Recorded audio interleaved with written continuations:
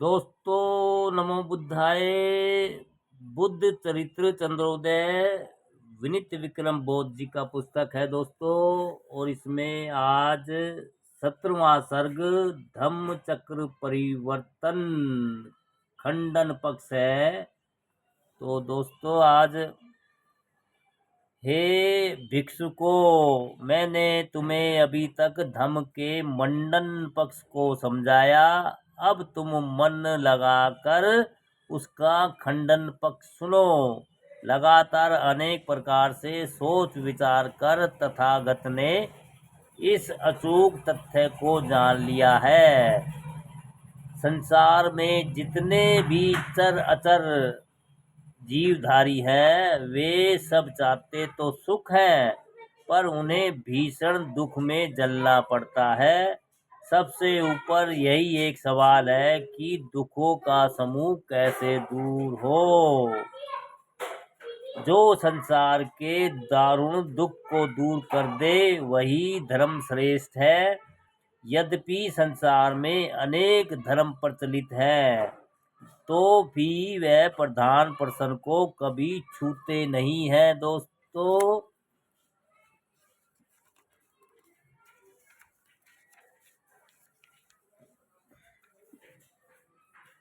वे सब अगणित असंगत प्रश्नों को सामने लाकर मनुष्य मुख्य प्रश्न को दबा देते हैं। पीड़ा तो सर में है, पर दबाते वे पैर है। लगी तो प्यास है, पर तपाते वे आग है। उनकी भोली बुद्धि इतनी भ्रष्ट और भ्रमित हो गई है कि गुमी तो गाय है, पर खोजते वे घोड़ी है। वे ऐसे अनेक अनगरल प्रश्न करते हैं जो एक दूसरे से बढ़कर गूढ़ और कठिन होते हैं। वे स्वयं ही प्रश्न करते हैं और अनेक कपिल गप्पे हाँक कर गढ़कर स्वयं ही उनके गोलमोल उत्तर भी देते हैं। वे दाहिने और बाइने असंगत प्रश्न उठाते रहते हैं और बिना सर पैर के अनगढ़ उत्तर देते रहते हैं।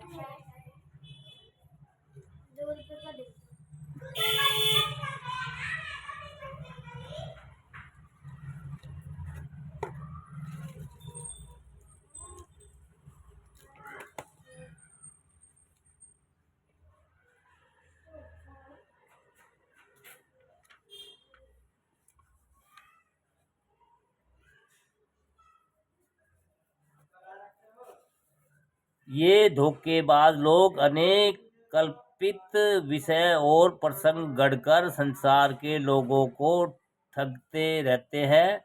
मेरे द्वारा परिवर्तित मानव धम्म में यह सब अनगढ़ बातें मान्य नहीं है, अतः उनका खंडन आवश्यक है।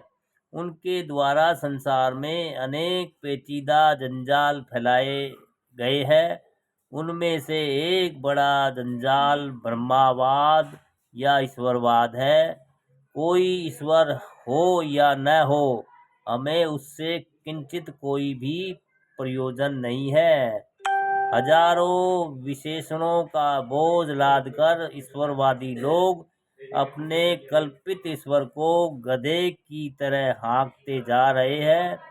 दीन बंधु कहकर वे उसके सामने प्रार्थना करते हैं, पर वे कभी किसी गरीब को कानी कोड़ी भी नहीं देता। कसाई रोज ही गाय की गर्दन काटता है, पर वह करुण सिंधु कभी किसी गाय की सहायता नहीं करता। अकाल की चपेट में आकर असंख्य लोग भूख से तड़प तड़प कर दम तोड़ देते हैं, पर वह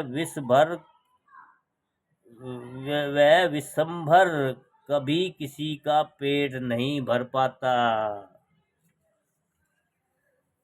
भजन करते समय देवालय की छत सर पर टूट पड़ती है और कितने ही भक्त दबकर मर जाते हैं। पर भक्त वत्सल्य उन्हें बचाने के लिए हाथ नहीं अड़ाता। वही सबका नियंत्रण करता है, सबको बनाता है, पर किसी को कुकर्म करते हुए देखकर भी उसे मना नहीं करता। न तो वह अच्छे लोगों को प्रशंसा करता है और न बुरे लोगों की निंदा करता है। वह सबका मुख्य मार्गदर्शक प्रतीत होता है। उसे सब लोग निर्गुण भी कहते हैं और सगुण भी कहते हैं। इस प्रकार उसे एक साथ ही सफेद और काला दोनों बताया जाता है। यह कितना बड़ा विरोधाभास है। भक्त रूपी मदारियों के हाथ में पकड़कर भगवान बंदर बन गया है। वे सब उसे नचा कुदा कर संसार में अपना पेट पालते हैं।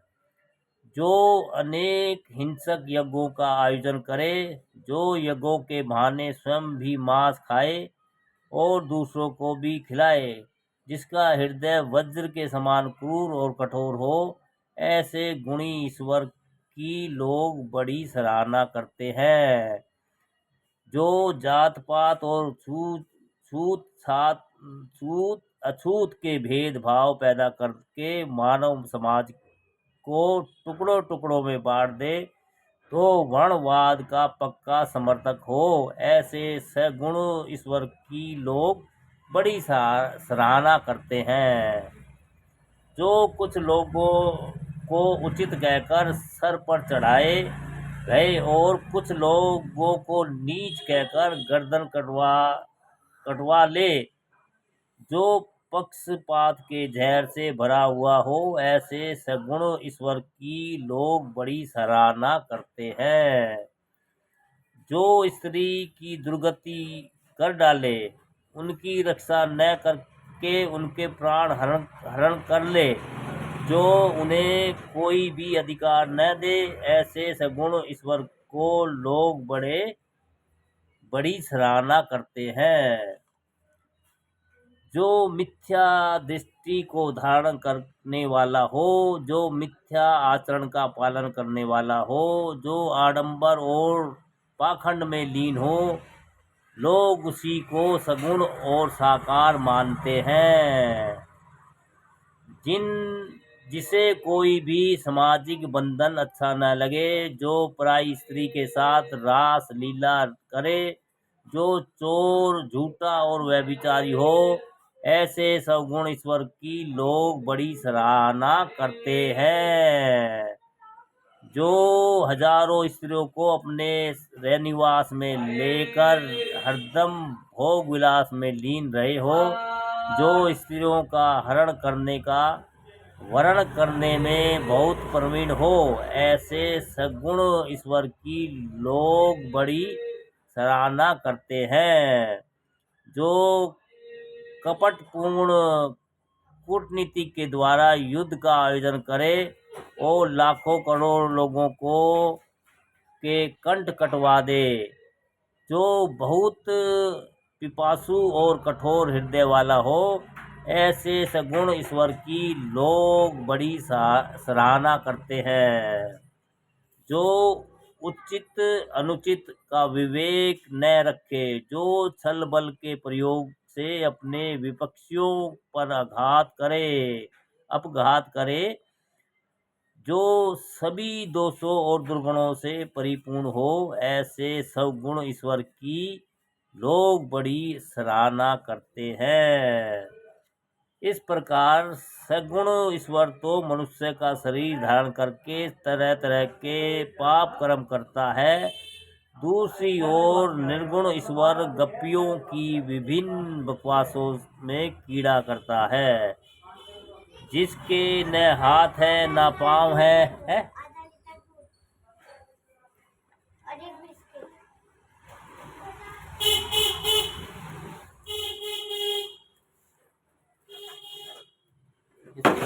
बिस्किट नहीं है बेटा, पैर नीचे रख।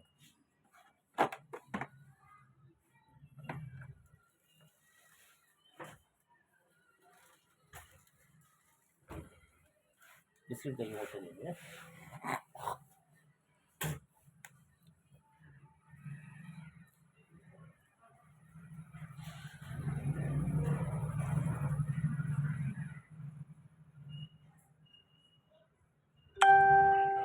जिसके न हाथ है न पाँव है न कोई अंग है, जो शरीर से सटकर ही रहता है, फिर भी छुआ नहीं जा सकता, जिसमें न कोई सार है न सत्व है न रूप है न रेखा है, जो न देखा जा सकता है न लेखा जा सकता है, उसी निराकार ईश्वर के वियोग में सब भक्त मन मारे रहते हैं कि उसके विरह में इस प्रकार व्याकुल रहते हैं जिस प्रकार बिन पानी के मछली।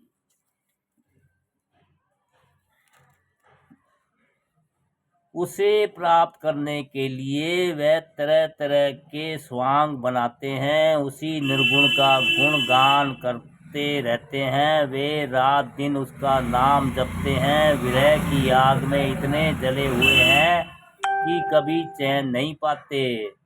वे निगुण व वियोग में छटपटाते हैं, प्रलाप करते हैं, विलाप करते हैं और रोक कर कहते हैं कि उससे मिलाप कैसे हो। इस प्रकार निराकार ईश्वर के नादान प्रेमी झूठे मृग जल मरीचिका के पीछे चिलचिलाती हुई धूप में दौड़ते हुए रहते हैं। मुझे तो सगुण व निर्गुण दोनों प्रकार के सर्वादि सर से पैर तक सब सनकी मालूम होते हैं। ईश्वर के ये भक्त अनेक प्रकार से भजन कीर्तन करते हैं, गांव गांव में गुहार मचाए रहते हैं। ऐसा लगता है जैसे सब के सब अपनी अपनी बुद्धि बाजार में बेचकर पागल हो गए हो। तथागत को बुद्धि का अनावश्यक आमोद प्रमोद माननीय नहीं है। आत्मवाद में कोई सार तत्व नहीं है। जीव की तरह जड़ से ही होती है। जीव की रचना जड़ से ही होती है। प्राण प्रकृति के द्वारा विकसित किया हुआ गुण है।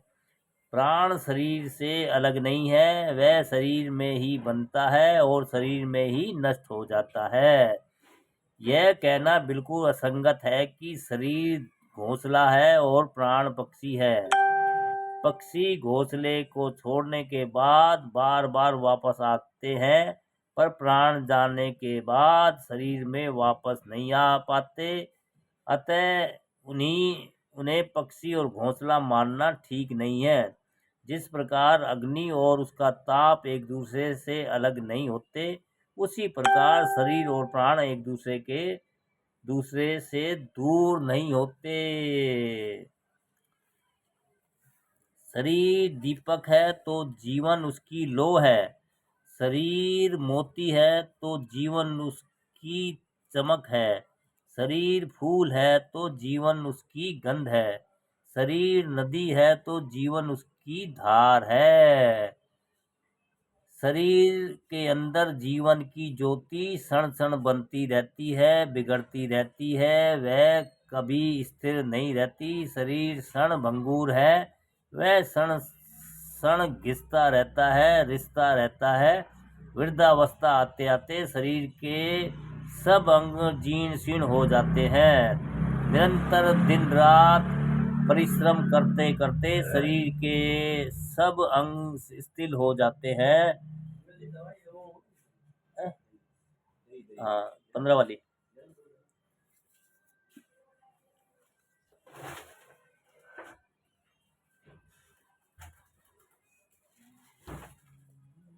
और भाई दीनदयाल लो।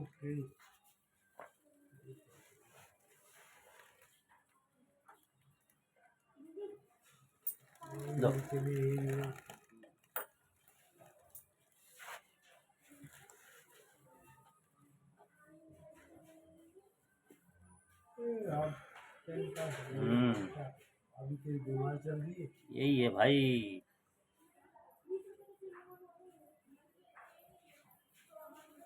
वो मर गया टिड्डू के जो है, टिड्डू के भाई का छोड़ा शांति वाला था वो टिड्डू का। अच्छा अच्छा, कब मर गया?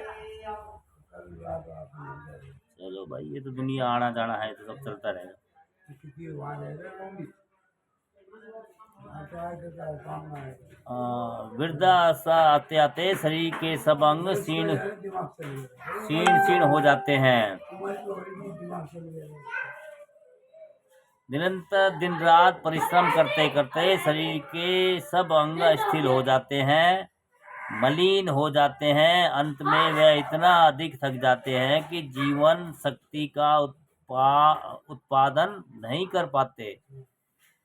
तभी जीवन का अंत हो जाता है। प्राण शरीर के बाहर नहीं निकलते, शरीर के भीतर ही समाप्त हो जाते हैं। प्राण इधर उधर नहीं आते जाते, हृदय गति के रुकते ही शरीर में चुक जाते हैं। जब तक शरीर रूपी दीपक बुझ नहीं जाता, तब तक वह प्राण रूपी प्रकाश बिखेरता रहता है। वह अपने ही जैसा रूप, रंग, गुण और ध्येय प्रदान करके अपनी संतान के रूप में दूसरे सजीव शरीर पैदा करता है।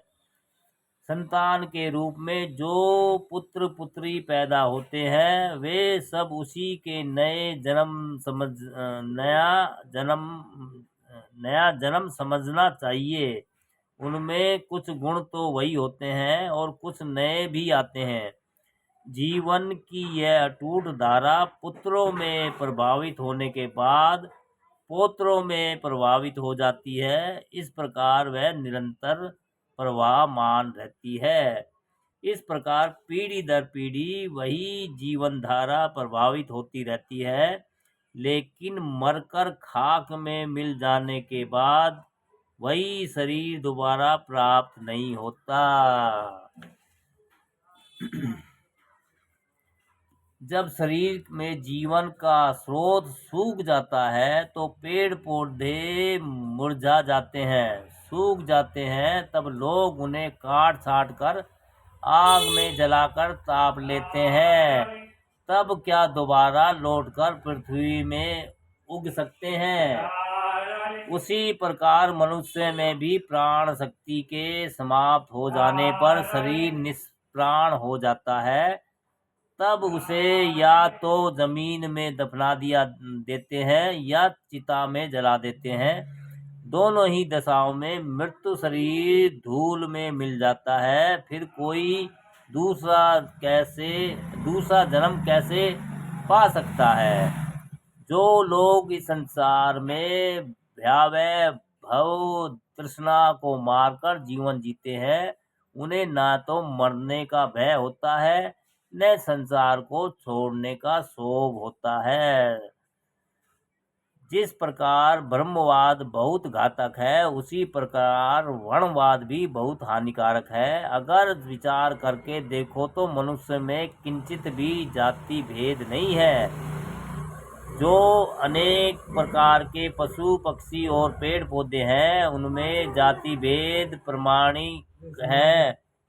प्रमाणिक है। अगर भिन्न भिन्न पेड़ पौधों के बहुत से फल फूल तोड़कर एक स्थान पर रख दिए जाएं, तो एक मूर्ख मनुष्य भी उन्हें देखकर उनकी अलग अलग पहचान कर सकता है और उनकी सही जाति बता सकता है। लेकिन अगर बहुत से लोगों के हाथ पैर और सिर एक ही स्थान पर लगाकर रख दिए जाए, तो कोई बुद्धिमान मनुष्य भी उनकी अलग अलग जातियों की पहचान नहीं कर सकता। फिर भी मनुष्य में जाति भेद कैसे माना जाए? मनुष्यों में कोई जाति भेद नहीं है। इस बात पर जिन्हें विश्वास न हो, वह अपनी आंखों से देखकर स्वयं ही सही बात जान ले। हाथ के कंगन को देखने के लिए दर्पण की क्या जरूरत है? वे तथाकथित भिन्न भिन्न जाति के लोगों को चुनकर एक स्थल पर लाकर उनकी जांच कर ले। उन सब में हड्डी, मांस, रक्त और चर्म एक जैसे हैं। उन सब के हाथ, पांव, मन और हृदय भी एक जैसे हैं। उनके हाथ पैर, आँख, नाक, मुंह, कान सब आदि सब अंग भी एक समान है, कहीं कोई भिन्नता नहीं है। वे सब एक समान ही गति कर्म करते हैं, एक समान ही बच्चे पैदा करते हैं।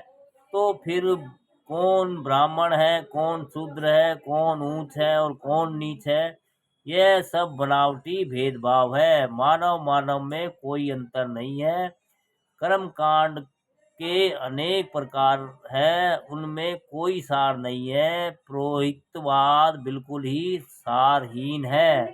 वह सब स्वार्थ जन्य पैदावार है, जिन्हें इस संसार में शरीर ढकने के लिए एक लंगोटी भी नहीं मिलती, जो पेट भरने के लिए सूखी रोटी भी नहीं पाते, उन्हें वह स्वर्ग सुख आधार देते हैं और स्वयं उनसे नगद धन ऐंठ लेते हैं। जिन्हें इसी संसार में स्वर्ग का सुख प्राप्त है, उन्हें संसार का कोई सुख भोग दुर्लभ नहीं है। उन्हें नरक का दुख दिखलाकर तरह तरह के दान करवाकर बहुत लाभ प्राप्त कर लेते हैं। इस प्रकार उन पुरोहितों के दानों दोनों हाथों में लड्डू रहते हैं, चित पटे चाहे पटपटे। लाभ तो उन्हीं को ही है। ये सब लूटने के हथकंडे हैं। इस छल कपट के भंडार को फोड़ने में ही लाभ है।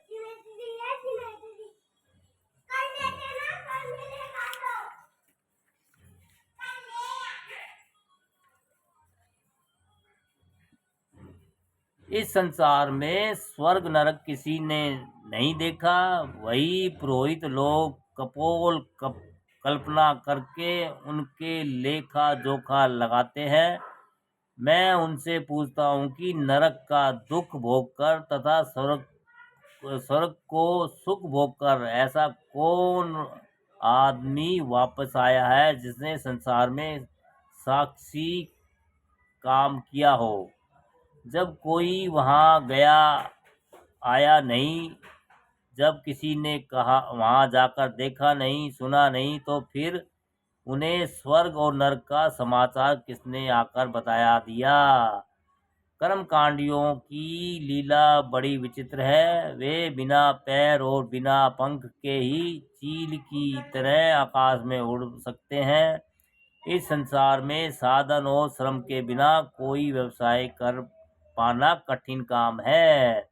इस तरह पर इस देश में यह काम बहुत आसान है। अगर किसी का जन्म महापात्र के घर में हो जाए तो उसे अनायास ही यह शुभ लाभ प्राप्त हो जाता है।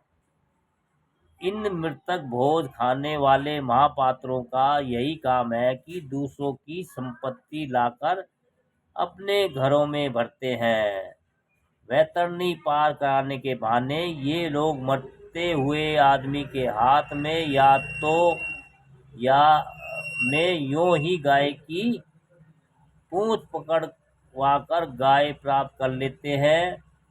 दूध देने वाली गाय को अपने घर में लाकर ये लोग उसका दूध स्वयं दूहते हैं, पीते हैं, कहते हैं कि वह मरने वाला को वैतरणी पार उतार देगी। मरने वाले लोग लौट कर यह साक्षी तो नहीं दे सकते कि उन्हें गाय मिली या नहीं मिली। उन्हें तो ठेंगा ही मिलता है, पर इन्हें चुपड़ी हुई रोटी मिलने लगती है। ये महापात्र अपने घरों में बैठकर बंटा डालते रहते हैं, अर्थात अपशगुन मनाते रहते हैं कि ये संसार में सब कुछ बिना किसी बखेड़े के ही प्राप्त कर लेते हैं। मरने वालों के नाम पर ये लोग घोड़ा, हाथी, गाय, बैल, धन, धम सभी कुछ प्राप्त कर लेते हैं। बदले में ये किसी को एक छदाम भी नहीं देते, चाहे अनाज के ढेर हो, चाहे सोने के खंड हो, सभी में इनकी भागीदारी होती है। मरने के बाद भी पितृ लोग जब तक तर नहीं जाते तब तक इन महापात्रों के शरीर में जीवित रहते हैं। वे सब इन्हीं के मुख से खाते हैं और इन्हीं के पेट अगाते हैं। जब तक यमराज लोग इस संसार में जीवित रहते हैं तब तक जब तक यजमान लोग इस संसार में जीवित रहते हैं तब तक पुरोहित उनका रक्तपान तो करते ही हैं, पर मरने के बाद भी वह भागे उनसे मुक्त नहीं हो पाते। पितृपक्ष लगाते ही वह उनकी हड्डियां चबाने लगते हैं। ये यजमानों के घर पर आकर मरे हुए पितरों के नाम पर श्राद्ध और तर्पण करवाते हैं, अनाप शनाप मंत्र पढ़ते हैं। कहते हैं कि ये मंत्र बहुत जानदार है, इनके जोर से पितरों को खान पान मिलता है। इस प्रकार अपना शोषण तंत्र चलाकर वे फिर से दान दक्षिणा और मान सम्मान प्राप्त कर लेते हैं। मूर्ख यजमान बार बार उनके फंदे में फंस जाते हैं। वे उनके गुप्त और गंदे प्रयोजनों को नहीं समझ पाते।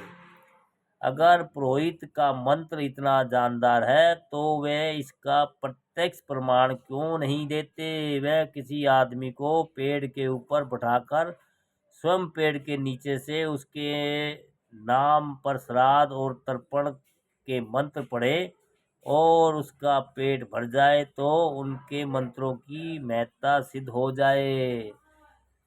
अगर इसी लोक में इतने पास के आदमी को खान पान नहीं मिल पाता तो इस बात पर कौन विश्वास करेगा कि पितरों को परलोक में मिल जाता है।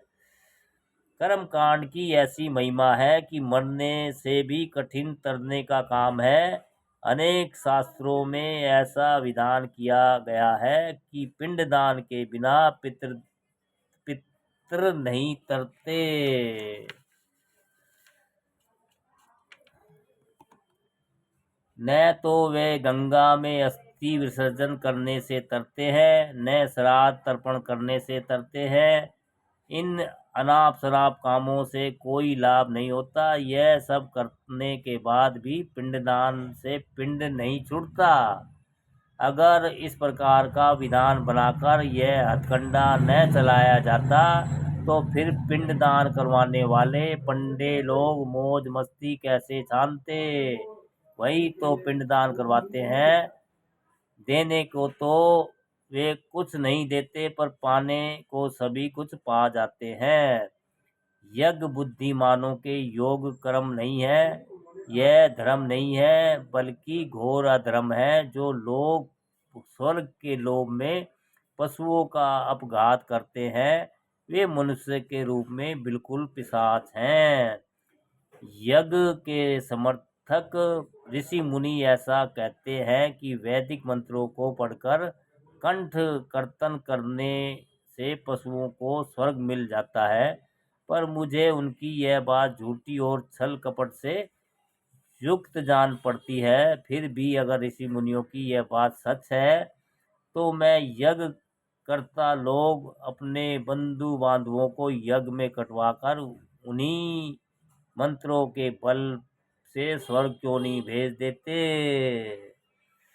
इस प्रकार महाश्रम ने प्रथम उपदेश दिया और कुछ भ्रमित होकर विराम लिया।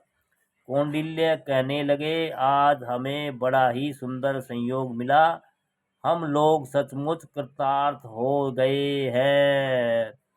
जो पंचशील का पालन करने वाले हैं, जो 10 बलों को धारण किए हुए हैं, जो अपने युग के अनुरूप अवतार लेने वाले हैं, जो अत्यंत ज्ञानी हैं तथा जो विशुद्ध मार्ग पर चलने वाले हैं, ऐसे तथागत को नमस्कार है। बुद्ध का नमस्कार। जो मन वचन और कर्म से महान, अहिंसा धर्म और को धारण करने वाले हैं, जिनका अंतःकरण निरंतर करुण रस से परिपूर्ण रहता है, तो पवित्र है, शोकहीन है तथा लोक कल्याण करने के अभिलाषी है। ऐसे तथागत को नमस्कार है, बुद्ध को नमस्कार है। जिनके लिए शत्रु मित्र निंदा और प्रशंसा का एक समान है, जो विश्व को विभूति करने वाले हैं, जो दोषों को दूर करने वाले हैं, जो महान मानव को चलाने वाले हैं, ऐसे तथागत को नमस्कार है, बुद्ध को नमस्कार है। जो चर और अचर प्राणियों द्वारा वंदनीय है, जो सभी पापों को नष्ट करने वाले हैं, जो अमंगल को शांत करने वाले हैं, जो कल्याण के कोष हैं, जो देश और काल की गति को जानने वाले हैं, तथा जो आंतरिक मनोभावों को ज्ञाता है, ऐसे तथागत को नमस्कार है, बुद्ध को नमस्कार है। जो बहुत से लोगों को सुख देने वाले हैं, जो बहुत से लोगों के कल्याण के कारण है, जो स्वयं धर्म स्वरूप है, जो शोक संदेह को शांत करने वाले हैं, ऐसे तथागत को नमस्कार है। जो नए दर्शन और नए धर्म के जन्मदाता है, जो क्रोध, अज्ञान, अहंकार और ईर्ष्या भाव को जीतने वाले हैं, जो सभी दोषों से रिक्त है, तथा जो कामदेव के अहंकार को शांत करने वाले हैं, ऐसे तथागत को नमस्कार है, बुद्ध को नमस्कार है। जो मध्यम मार्ग को चलाने वाले हैं, जो कर्मकांड का खंडन करने वाले हैं, जो पुरुषार्थ के पुंज तथा जो पराक्रम के धाम है, ऐसे तथागत को नमस्कार है, बुद्ध को नमस्कार है। सांसारिक माया जाल से मोहित होने के कारण मेरी बुद्धि बहुत जड़ हो चुकी थी।